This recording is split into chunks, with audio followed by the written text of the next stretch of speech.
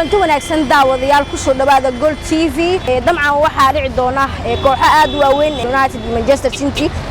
nacaawa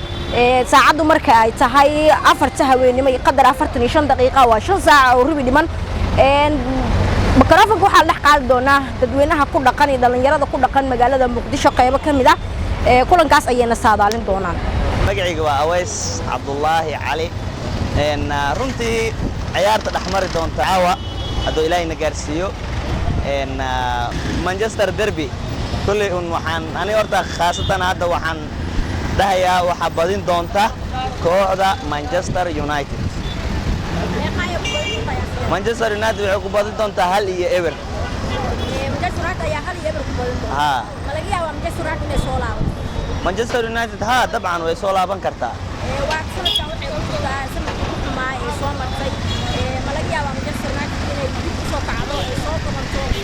iskaga dhiciso garoonka Etihad Manchester City ha dabcan kulli inkastoo haddana uu furan yahay suuqa kala iibsigii Manchester United waxaan leeyahay horta aniga ahaan inay soo qaataan ciyaaryahano say isku soo xoojiyaan inkastoo oo aan caawa shakina igu jiro saasay tahay waxa badin doonta kooxda Manchester United hal eber ku badin doonta bismillah magacayga waa Daahir Umar Maxamed anigoo maanta saadaalinayo kulanka derbiga oo weynka la wada sugayo caawa Manchester United iyo Manchester City haddana caawa aan saadaalayo Manchester United inkastoo ay tahay naadi culus Manchester City sidoo kale ay tahay naadi weyn waxaan ku qiyaasayaa inay ku kala dhamaanayso 2-1 ama 1 eber insha Allah Manchester United waxaad ogtahay in ay hay kala garaacay waliba iyadoo gurigeeda joogta aad loo garaacay kulankii horena waa la socotay wuxuu ku dhamaatay 3-1 oo 3 ayaa ku badisay Manchester City ayaa 3 ku badisay caawana waxay ku ciyaari doonaan garoonka Etihad ma laga yaabaa in Manchester United mar labaad la garaaco mise Manchester City ayaa leedahay garoonkeeda ayaa lagu garaaci doonaa waan isleeyahay inay soo laaban karto Manchester United waayo Manchester United waxay ku soo laaban kartaa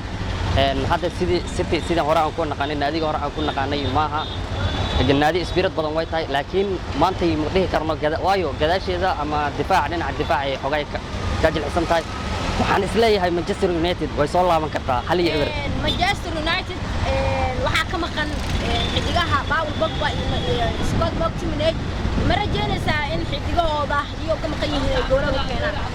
waan isleeyahay that's why meesha waxa jooga nin aad u culus maanta hadduu soo galo naadigaas oo maanta uu soo safto oo ku soo safo maxaa la yiraahdaa oo ku soo bilaabo Manchester City waa loo baqaa magacayga Maxamed Qaadir Maxamed kulankan hadda taageeranimo aan u saadaaliyo waa badinayna Manchester United waa badinayso haddii kalena marka la isku daro dhaawacyada Marcos Pogba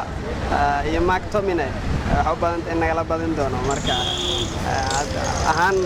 koobka oo macno weyn sameynayna darteed waxa nagala badina okay waad maasantahay kulankii hore ku soo badinay Old Trafford guriga ayaa lagu garaacay kulanka ma laga yaabo Etihad inuu ku tumo maya haddii taageer ahaan aan loo hadlayn ma taageer ahaan waxaad rajeynaysaa in Manchester United ay badin doonto laakiin haddii sida kale markii loo dhaao oo banooni ahaan laga hadlo ayadoo lagu cabirayo iskaalada kale iyo awoodda iyo waxay jiro waxay u badan tahay in Etihad nagala badin doonto Manchester City ay garoonkeeda ku tumo Manchester City ay badin doonto aad baa بسم الله الرحمن الرحيم magacaygu waa Abdulrahim Maxamed Faarax hadii aan isku dayo kulanka caawa ee u dhaxeeya kooxaha Man United iyo Man City waxa la ogyahay kulankii hore inuu ku soo dhamaaday 3-1 oo garoonka Old Trafford ee loo Man United ani ahaan hadii aan saadaali kulankaas oo ku dhamaan karaa 2-1 ay ku badinayso kooxda Manchester City sababtoo ah Man United waa team laga soo badiyay garoonkooda ma maleynaayo garoonka City ay ku badin doonaan insha Allah